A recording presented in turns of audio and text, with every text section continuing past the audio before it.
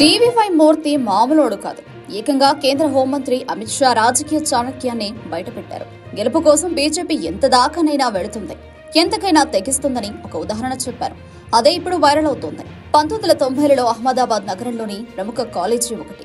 ఈ కాలేజీలో ప్రతి సంవత్సరం విద్యార్థి సంఘం ఎన్నికలు జరుగుతుండేవి.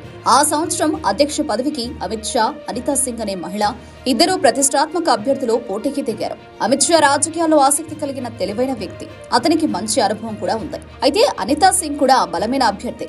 ఆమె తెలివితేటలు, నాయకత్వ గుణాలు, ప్రజా ప్రయోజనాల పట్ల ఉన్న శ్రద్ధ ఆమెకు కాలేజీలో మంచి గుర్తింపు తెచ్చాయి. పోటీ ఉత్కంఠగా సాగింది. అయితే అనిత ముందంజలో ఉండడంతో అమిత్ షా మిత్రగణం ఆందోళన చెందింది. ప్రత్యర్థిని అడ్డుకోవడానికి వ్యూహాలు పనడం ప్రారంభించారు. అమిత్ షా అనుచరులు అనిత తల్లిదండ్రులకు ఓ అజ్ఞాత నెంబర్ నుండి కాల్ చేశారు. మీ కూతురు అనిత ఈ ఎన్నికల్లో పోటీ చేస్తున్న విషయం మీకు తెలుసా?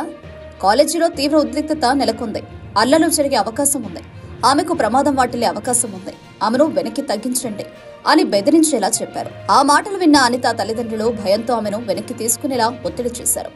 నీ భద్రత మాకు ముఖ్యమే, ఈ పోటీ మానే అని ఒప్పించారు. చివరికి అనిత పోటీలో నుంచి తప్పుకోల్సి వచ్చింది.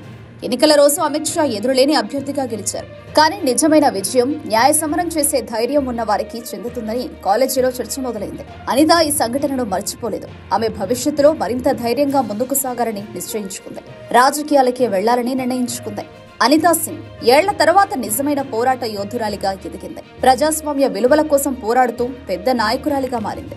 నిజమైన నాయకత్వం ఎప్పుడూ కట్టుదిట్టమైన వ్యూహాలకు కాదు, ధైర్యం, నిజాయితీ, ప్రజా సంక్షేమం పట్ల ఉన్న నిబద్ధతకు మాత్రమే చెందుతుంది. ఇదే విషయాన్ని బయటపెట్టి టీవీ5 మూర్తి బీజేపీ ఎన్నికల కుట్ర కోణాలను బయటపెట్టడం సంచలనంగా మారింది.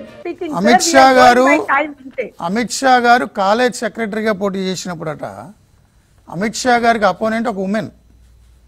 అప్పుడు ఎక్కువ మంది అందులో మహిళలు ఉన్నారంట. ఓటర్లు 30 మంది, 28 మంది మగవాళ్ళు ఉన్నారంట.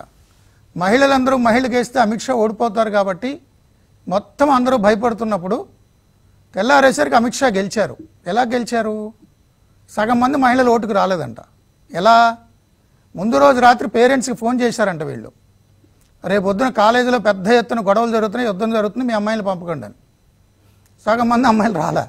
అమిత్ షా గెలిచాడు. అది బీజేపీ ఎలక్షన్ స్ట్రాటజీ. వాళ్ళ ప్రచారాలు అలా ఉంటాయి.